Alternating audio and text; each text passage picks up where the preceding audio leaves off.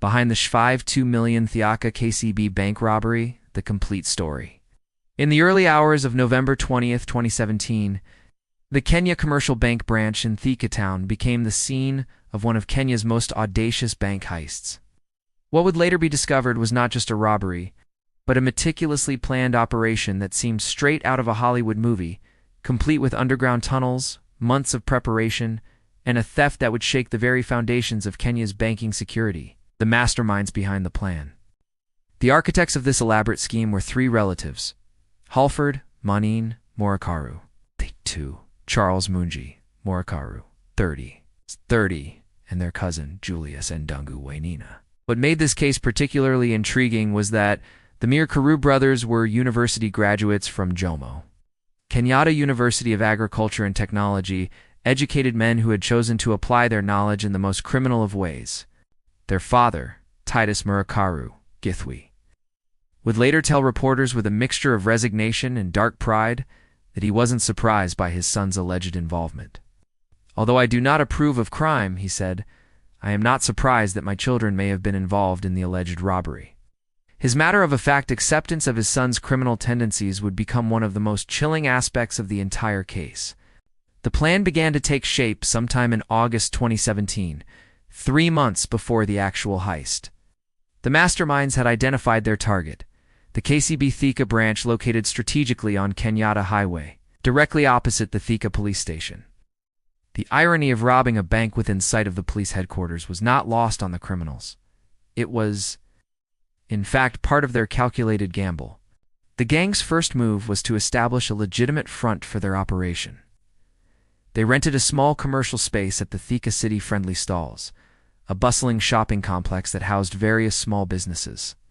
To the outside world, they appeared to be setting up a modest bookshop. Neighbors and fellow traders watched as the three men went about their business, appearing to be ordinary entrepreneurs trying to make an honest living. What no one realized was that this bookshop would serve as the launching point for one of the most sophisticated bank robberies in Kenyan history. The location was perfect, close enough to the bank to make the tunnel feasible, yet inconspicuous enough to avoid suspicion. The hustle and bustle of the shopping complex would also provide perfect cover for the sounds of digging that would soon begin. The underground operation, 6 months of silent labor. What followed was a feat of engineering that would have impressed even legitimate construction workers. The operation began in earnest around May 2017, marking the start of what would become a 6-month underground construction project that required extraordinary dedication, technical skill, and operational security. Working primarily at night to avoid detection, the gang implemented a sophisticated concealment strategy that allowed them to operate for months without arousing suspicion. Their bookshop front wasn't just a cover, it was an active part of their concealment operation.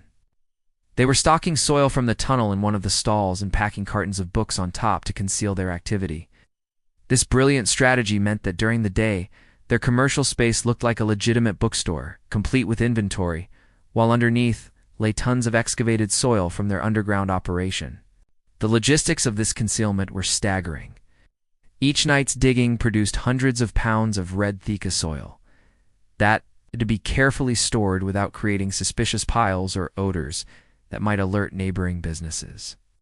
The gang's solution, using book cartons as camouflage, demonstrated their attention to operational detail and their understanding of how to blend illegal activity with legitimate commerce. The tunnel they created was nothing short of remarkable, 30 meters long and 10 meters deep, burrowing through Thika's red earth with the precision of experienced miners. But these weren't experienced miners. They were university graduates, applying their analytical skills and technical knowledge to create what would become one of Kenya's most sophisticated criminal enterprises. Structural engineering challenges. The gang had to solve complex engineering problems without formal training. Soil composition analysis, Thika's red soil, while relatively stable, required careful assessment to determine load-bearing capacity and the risk of collapse. Structural integrity. The tunnel had to support its own weight, plus the weight of the men working inside, requiring understanding of basic structural principles. Ventilation systems. Working 10 meters underground required adequate air circulation to prevent suffocation during the long digging sessions. Water management. The tunnel had to be designed to handle any groundwater seepage that might threaten the operation. Precision surveying. Perhaps most remarkably, the gang managed to accurately position their tunnel to emerge directly beneath the bank's strongroom. Without sophisticated surveying equipment, they had to calculate exact distance. The 30-meter distance from their bookshop to the bank's strongroom, precise depth, the 10-meter depth required to pass under foundations and utility lines, angular accuracy, the exact angle needed to reach their target despite working in darkness underground.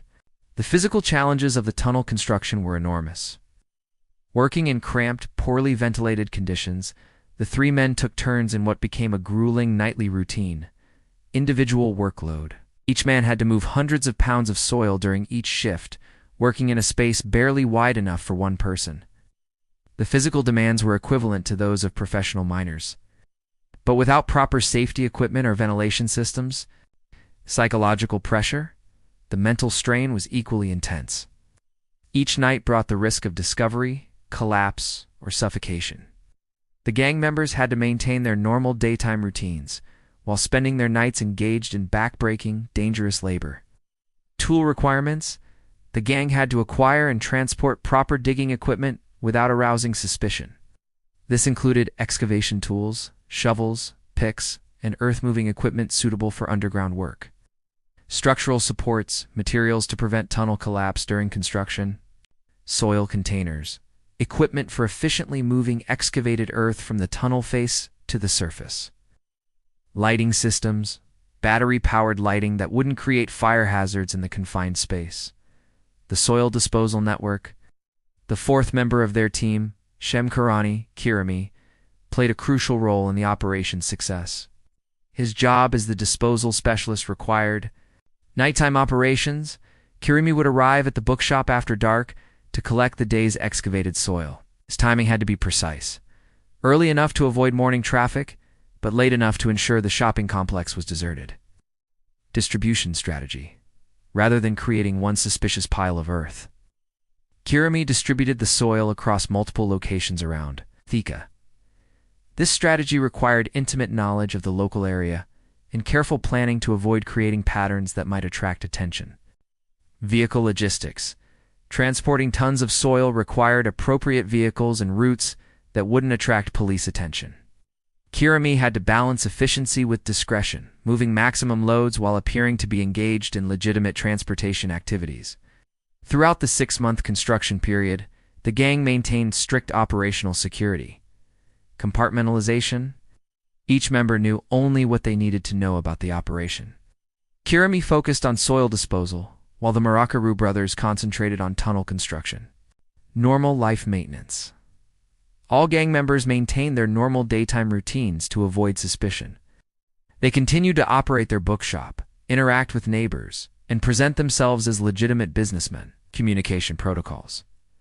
The gang developed careful communication methods to coordinate their activities, without leaving electronic traces that could later be used as evidence. Equipment procurement, tools, and supplies were purchased gradually from different suppliers to avoid creating patterns that might later be traced back to them.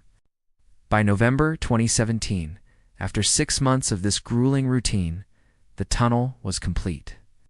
The gang had successfully created an underground passage that emerged directly beneath the KCB Bank strongroom, representing one of the most sophisticated criminal engineering projects in Kenyan history.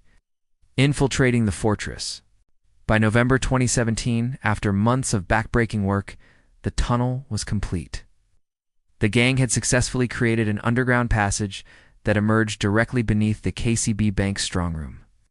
This was the moment of truth. All their planning, all their physical labor, all their risk-taking had led to this singular point in time. The strongroom, designed to be impenetrable from above, proved vulnerable from below. The gang had correctly calculated that the bank's security measures, however sophisticated, had not anticipated an attack from beneath. The floor of the strongroom, while solid, was not designed to withstand a breach from underground. On the night of November 18th to 20th, 2017, the gang made their move, working with the silence and precision of experienced thieves. They breached the strongroom floor and found themselves inside the bank's most secure area. What they discovered there exceeded even their most optimistic expectations. The Heist. a masterclass in safecracking. Inside the strong room, the gang found themselves surrounded by more wealth than they had ever imagined. However, their challenge was just beginning. The money wasn't simply lying around waiting to be collected. It was secured in two separate safes within the strong room, each representing a formidable barrier between the thieves and their prize. This is where the gang's preparation and technical sophistication truly shone. They had come equipped with oxyacetylene welding equipment, a high-temperature flame capable of cutting through steel. The use of such sophisticated equipment demonstrated that this was no amateur operation. Someone in the gang had welding experience and understood the technical requirements for safecracking. Working in the confined space of the strong room, the gang methodically approached each safe. Using the oxyacetylene flame, they drilled precise holes into both safes, a process that required considerable skill and patience. The oxyacetylene torch, typically used in legitimate welding operations, burns at temperatures exceeding 3,000 degrees Celsius, hot enough to cut through the hardened steel of bank safes. The drilling process would have taken hours. Each safe required multiple holes to be drilled in strategic locations to weaken the locking mechanisms or provide access to the contents. The gang had to work carefully to avoid damaging the money inside while cutting through the steel barriers protecting it. Once the safes were breached, the gang found themselves with access to an international treasury. Shave 17 million in Kenyan shillings of various denominations, $1,311. In US dollars, 340 British pounds, 5 Canadian dollars, 85 Australian dollars, 46,000 Tanzania shillings, 40 South African rand, 20,000 Ugandan shillings. The gang worked methodically, filling containers with the money. They took 5 containers of 50 shilling notes alone, each container representing a significant portion of their haul. The diversity of currencies suggests they were prepared for whatever they might find in the strong room. And they were disciplined enough to take time to collect everything of value rather than grabbing randomly in a panic. What made this heist particularly remarkable was its technical precision and silence. Unlike Hollywood bank robberies with guns blazing and alarms wailing, this theft was accomplished without firing a single shot, without triggering a single alarm, and without any of the bank's security systems detecting the breach. The gang's use of professional-grade equipment and their methodical approach to safecracking elevated this. The fact that they successfully operated oxyacetylene equipment in an underground environment without creating a fire hazard or alerting anyone to their presence speaks to their technical competence and careful planning. The equipment itself would have been heavy and difficult to transport through the narrow tunnel, yet they managed to get it into position and use it effectively. The gang entered like ghosts and left the same way, disappearing back through their tunnel into the night, leaving behind only the evidence of their technical prowess. Precisely drilled holes in 2 compromised safes and an empty strong room, the perfect escape. After securing their loot, the gang made their escape through the same tunnel they had spent months creating. They carefully covered their tracks, sealing the tunnel entrance in the strong room to delay discovery of their method. The bookshop, their front operation, was abandoned, but not before they had removed any evidence that might immediately connect them to the crime. The beauty of their escape plan lay in its simplicity. There were no high-speed chases, no dramatic confrontations with security guards, no witnesses to their getaway. They simply walked away through their underground passage, emerging in the shopping complex, as if they were ordinary shopkeepers closing up for the night. By dawn on November 20th, 2017, the gang had vanished, along with their millions. The money was quickly distributed and hidden in various locations, with the gang members separating to avoid detection. They had pulled off what they believed was the perfect crime, the discovery. The discovery of the theft came not through any sophisticated alarm system or security protocol, but through the routine of banking operations. On Monday morning, November 20th, 2017, Samuel Ndung'u, the branch manager, arrived at work to begin what he thought would be another ordinary day. It was during the routine procedures that the shocking truth was revealed. The strong room had been breached, and millions of shillings were missing. The initial discovery was met with disbelief. Bank officials could understand how such a massive theft could have occurred without triggering a single security alert. The strong room appeared intact from the outside, with no signs of forced entry through conventional means. It was only when investigators began a thorough examination that they discovered the hole in the floor and the tunnel leading away from the bank. The news of the heist spread quickly through Thika and then across Kenya. Here was a crime that challenged everything people thought they knew about bank security. The audacity of the theft, combined with its cinematic execution, captured the public imagination in a way that few crimes ever had. The Kenya police launched an immediate and comprehensive investigation under the leadership of Detective Chief Inspector John Onyango and Thika Deputy Police Commander Bernard Ayew. They quickly realized that this was no ordinary bank robbery. The sophistication of the planning, the engineering expertise required for the tunnel, and the precision of the safe cracking suggested that this was the work of highly skilled professionals. The investigation team faced several unprecedented challenges that would test the limits of conventional police work. 1. The subterranean crime scene. Unlike typical bank robberies, much of the evidence was buried in a 30-meter tunnel that had to be carefully excavated and examined. The tunnel itself was a crime scene that extended far beyond the bank premises, requiring investigators to secure and process an underground passage stretching from the bank to the shopping complex. 2. Forensic complexities. There were no traditional forensic markers, no fingerprints on conventional entry points, no DNA left behind from struggles with security guards, no surveillance footage of the actual theft. The criminals had worked entirely in areas not covered by the bank's security cameras. 3. The technical evidence. The sophisticated use of oxyacetylene equipment presented unique forensic challenges. Investigators had to examine the precise drilling patterns in the safes to understand the criminals' technical capabilities and methods. For the time displacement factor, the theft had taken place over a weekend, giving the perpetrators a significant head start before the crime was even discovered. By the time investigators arrived, the criminals had had days to cover their tracks and dispose of evidence. The examination of the two compromised safes provided crucial insights into the criminals' technical sophistication. Deputy Police Commander Bernard Ayew noted that the robbers used an oxyacetylene flame to drill holes into two safes that had the money. This discovery was significant for several reasons. Professional equipment usage. The precision of the holes indicated that the criminals had professional-level experience with oxyacetylene welding equipment. The cuts were clean and strategically placed, suggesting expertise rather than random destruction. Planning and preparation. The use of such equipment meant the criminals had to transport heavy welding apparatus through their tunnel, indicating meticulous planning of their operations logistics. Technical knowledge. The successful operation of high-temperature welding equipment in an underground environment without creating safety hazards demonstrated advanced technical understanding. The tunnel itself provided a wealth of forensic evidence that investigators meticulously documented.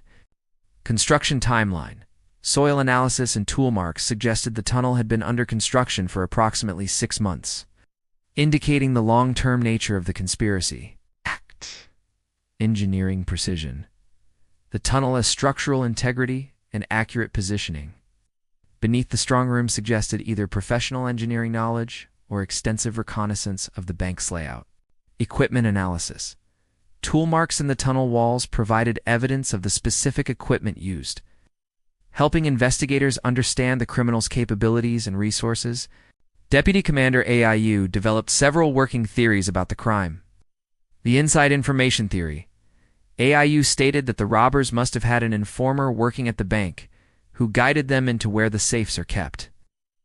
This theory was based on the precise positioning of the tunnel directly beneath the strong room, the criminals' apparent knowledge of the bank's security schedules, the accurate targeting of the specific safes containing the most valuable currencies, the professional network theory. The sophistication of the operation suggested involvement of multiple specialists. Engineering expertise for tunnel, construction, welding specialists, for safe cracking logistics coordinators for soil disposal, financial experts for currency handling, community intelligence, and the breakthrough. The breakthrough in the investigation came through a combination of traditional police work and community cooperation. Detective Chief Inspector John Onyango coordinated with local police units across Kiambu County to monitor suspicious activities and unusual financial transactions. The crucial tip came from alert community members in Juja, who noticed unusual activity at a previously vacant house. The timing was significant.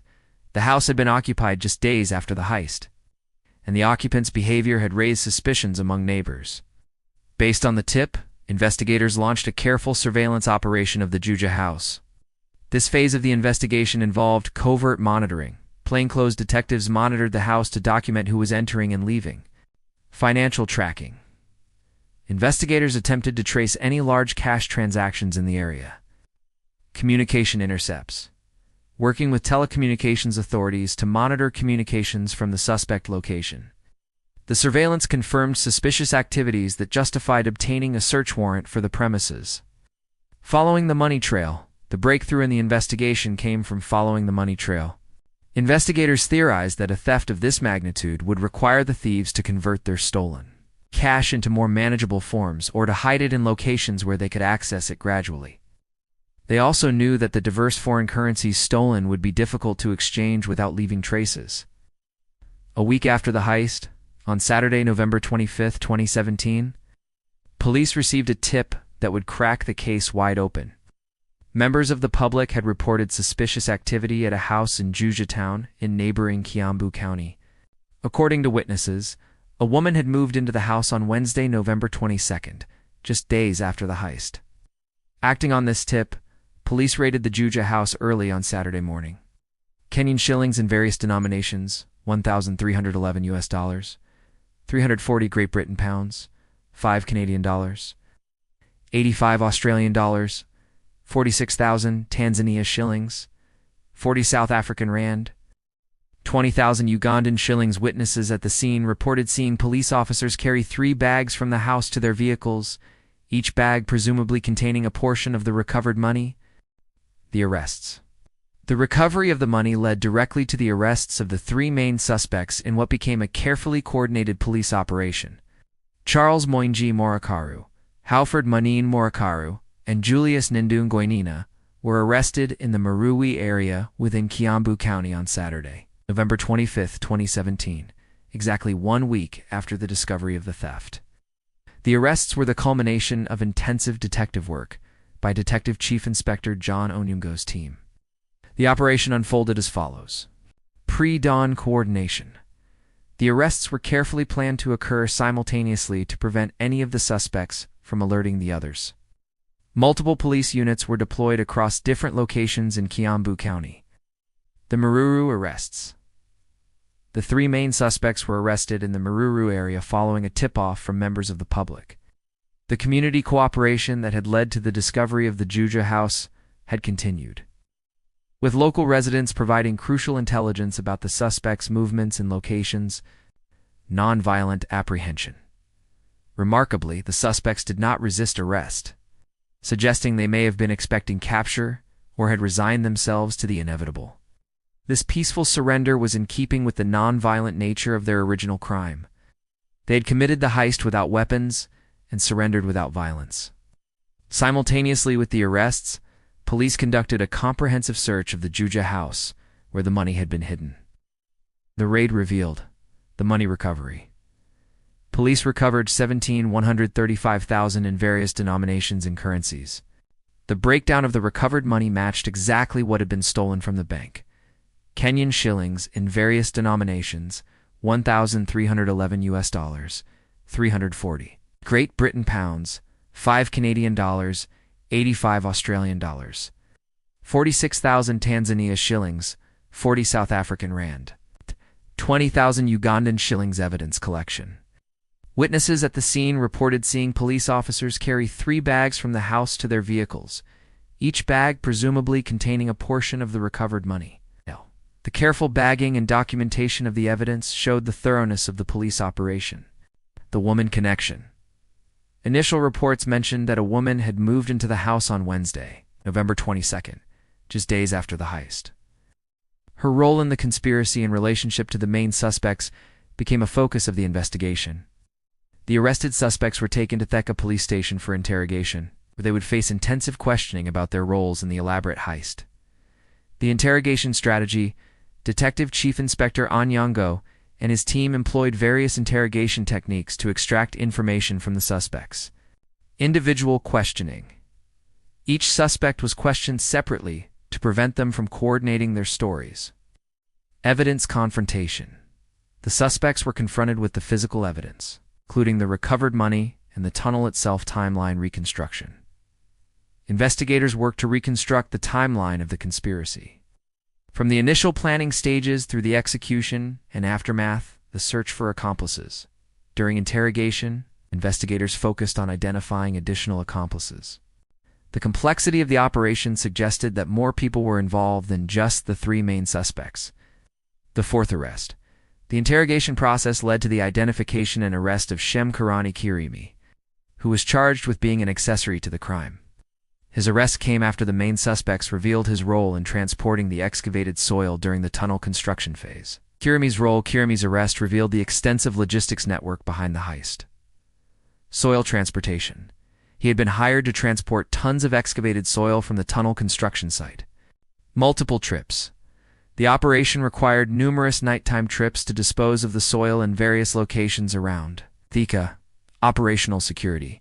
His role demonstrated how the gang had compartmentalized their operation, with each member knowing only their specific part. The arrests and evidence recovery were conducted with meticulous attention to preserving the chain of custody.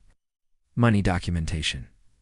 Each recovered banknote was cataloged and photographed to match it against the bank's records of the stolen funds. Forensic processing. The recovered money was processed for fingerprints and other forensic evidence that might link it definitively to the suspects. Statement taking. Formal statements were taken from each suspect, and their responses were carefully documented for use in the prosecution case. The arrests represented a remarkable achievement in police work, with the entire operation from crime discovery to suspect apprehension taking just 1 week. The combination of forensic investigation, community cooperation, traditional detective work had resulted in the successful identification and capture of the sophisticated criminal network behind one of Kenya's most audacious bank heists, the legal proceedings. On Monday, November 27, 2017, the three main suspects were arraigned before Thika Chief Magistrate Teresa Mureji. The charges they faced were serious. 1. Breaking into the bank through an underground tunnel. 2. Handling stolen property. 3. Conspiracy to commit a felony. All three suspects denied the charges, setting the stage for what would become a protracted legal battle. Their lawyer argued that the evidence against them was circumstantial and that the prosecution had not proven their client's direct involvement in the actual theft. The prosecution, led by State Counsel Stella Oyagi, painted a different picture. They argued that the suspects had been planning to flee the country and that their release on bail would interfere with ongoing investigations. They presented evidence of the money recovered from the Juja house and the suspect's connection to that location. The bail hearing became a crucial moment in the case. The prosecution requested that bail be denied, while the defense argued that the suspects had not resisted arrest and therefore should be granted bail. The magistrate ultimately decided to release the suspects on a bond of $4 million each, with a surety of the same amount. Despite the arrests and the recovery of a significant portion of the stolen money, many questions remained unanswered. The case became a study in the limitations of the justice system when dealing with sophisticated crimes. The unrecovered money remained a significant issue. While $17 million had been recovered, approximately $35 million was still missing. Investigators believe this money had been hidden in various locations or had already been spent or converted. The tunnel itself remained a source of fascination and investigation.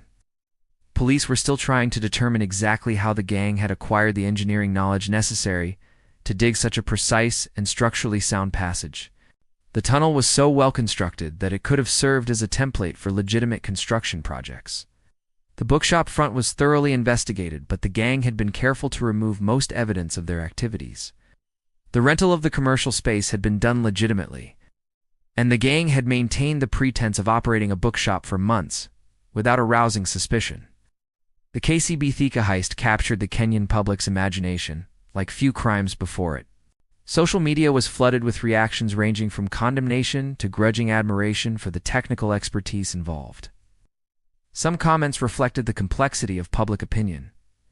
If those thieves who robbed KCB Thika ever get arrested, they should be given a contract to construct pipeline and Donholm Estate sewer lines, and that will end the menace of raw sewage along Outering Road. The tunnels they dug to get into the strong room was lit.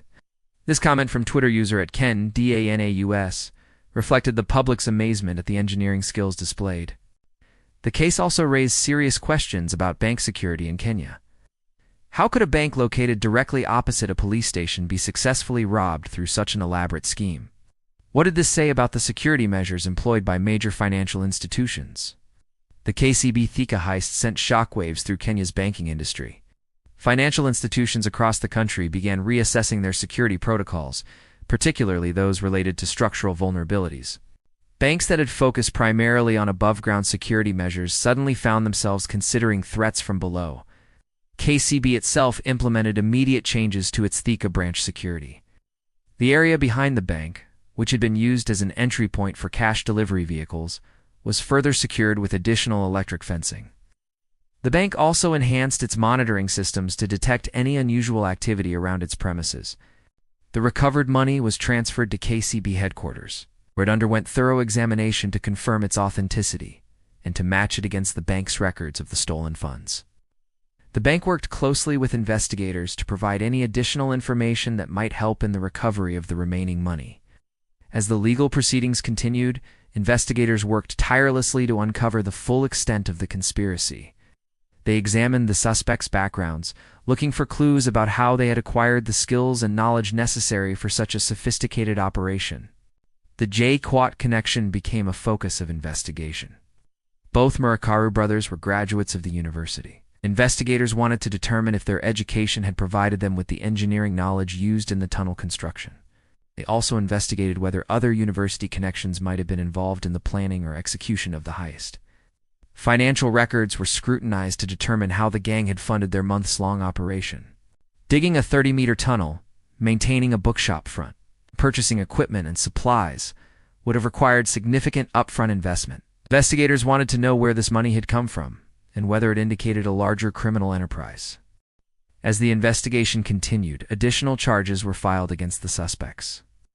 In December 2017, they faced fresh charges related to the handling of stolen property. The prosecution's case was strengthened by the recovery of the money and the detailed investigation of the tunnel. Sh52, the fourth suspect, was charged specifically with his role in transporting the excavated soil. His cooperation with investigators provided crucial details about the timing and logistics of the tunnel construction. The legal proceedings became a complex dance between prosecution and defense, with each side presenting their version of events. The defense maintained that the evidence was circumstantial, while the prosecution built a case based on the physical evidence, the recovered money, and the suspect's connections to the crime scene. The wider implications. The KCB Thika heist had implications far beyond the immediate crime. It demonstrated that traditional security measures might be inadequate against sophisticated criminal operations. Banks across Kenya and the wider region began investing in ground-penetrating radar and other technologies designed to detect underground threats. Law enforcement agencies also learned valuable lessons from the case. The sophisticated nature of the crime required investigators to develop new techniques and to think beyond traditional approaches to bank robbery. The case became a training example for future investigations involving technical crimes. The engineering community was also affected, as the case raised questions about how technical knowledge could be misused for criminal purposes. Universities and technical institutions began discussing the ethical implications of their curricula and the importance of instilling moral values alongside technical skills. Despite the arrests, the recovery of some money, and the ongoing legal proceedings, many aspects of the KCB Thika heist remained mysterious. The precision of the tunnel construction continued to baffle investigators. The exact positioning required to breach the strongroom floor suggested either inside knowledge of the bank's layout or sophisticated reconnaissance. The timing of the heist also raised questions. The gang had chosen a weekend when the bank would be closed, giving them maximum time to work without interruption. But how had they known exactly when the strongroom would be most vulnerable? Had they been monitoring the bank's operations for weeks or months? The disposal of the remaining money remained a major concern for investigators. With approximately Sh35 million still unaccounted for, there was a possibility that the gang had accomplices who were never identified, or that the money had been hidden in locations that had not yet been discovered. The arrest of the Murakaru brothers brought unwanted attention to their family. Titus Murakaru, Githwe, their father, found himself in the difficult position of having to address his son's alleged criminal activities publicly. His response was both startling and revealing. "Although I do not approve of crime, I am not surprised that my children may have been involved in the alleged robbery," he told reporters. This resignation suggested a family dynamic that may have contributed to the brothers' criminal path. Githwe's matter-of-fact acceptance of his son's alleged crimes painted a picture of a family where such behavior, while not approved, was somehow expected. The family's perspective added another layer to the story, raising questions about the social and economic factors that might drive educated individuals to commit such elaborate crimes. Were the Murakaru brothers driven by economic desperation, or was there something else that motivated their turn to crime? From a purely technical standpoint, the KCB Thika heist was a remarkable achievement. The 30-meter tunnel represented months of precise engineering work. Accomplished with basic tools and without professional surveying equipment, the fact that the tunnel maintained structural integrity throughout its length and accurately reached its target speaks to a level of skill that impressed even the investigators. The excavation logistics were equally impressive. Moving tons of soil without detection required careful planning and coordination. The gang had to work around Thika's daily rhythms, ensuring that their nighttime activities didn't attract attention from neighbors or passersby. The breach of the strongroom was accomplished with surgical precision, rather than attempting a brute force approach that might have triggered alarms. The gang carefully penetrated the floor in a way that allowed them to access the contents without immediately alerting security systems. As of the latest reports, the case of the KCB Thika heist remained in the legal system. The three main suspects were released on bond of $4 million each, with the case scheduled to continue through the courts. The protracted legal proceedings reflected the complexity of prosecuting such a sophisticated crime. The banking industry implemented new security measures based on lessons learned from the heist. Ground-penetrating radar and seismic sensors became standard equipment for major banks, designed to detect any underground activity near their premises. The recovered $17 million was returned to KCB, but the remaining $5 million was never found. This unrecovered money remained a testament to the gang's success in hiding at least a portion of their loot, and suggested that the full story of the heist might never be known. Epilogue. The KCB Thika heist entered Kenyan criminal folklore as one of the most audacious and technically sophisticated bank robberies in the country's history. It challenged assumptions about bank security, demonstrated the potential for educated criminals to apply their knowledge in illegal ways, and showed that even the most careful planning could be undone by community vigilance and determined police work. The case served as a watershed moment for Kenya's banking industry, forcing financial institutions to reconsider their security protocols and invest in new technologies. It also provided law enforcement with valuable experience in investigating technical crimes and highlighted the importance of community cooperation in solving complex cases. The human story behind the heist of educated young men who chose crime over legitimate careers, of a father who wasn't surprised by his sons, a ledger criminal behavior of a community that came together to help solve the case, added depth to what could have been simply a story of criminal ingenuity. The unresolved questions, the missing money, the precise source of the gang's technical knowledge, the possibility of unknown accomplices ensured that the KCB, the Thika heist, would remain a subject of speculation and interest for years to come. In the end, the KCB Thika heist stands as a reminder that the line between brilliant engineering and criminal activity can be surprisingly thin, and that even the most sophisticated crimes can be solved through the combination of determined investigation and community support. It remains one of Kenya's most remarkable criminal cases, a real-life heist that surpassed fiction in its audacity and complexity.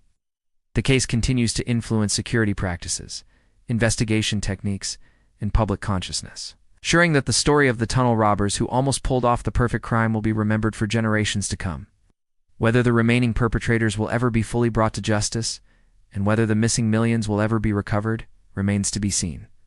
But the KCB Thika heist has already secured its place in the annals of remarkable criminal enterprises, a testament to human ingenuity applied in the most illegal of ways. Subscribe for this and many more stories.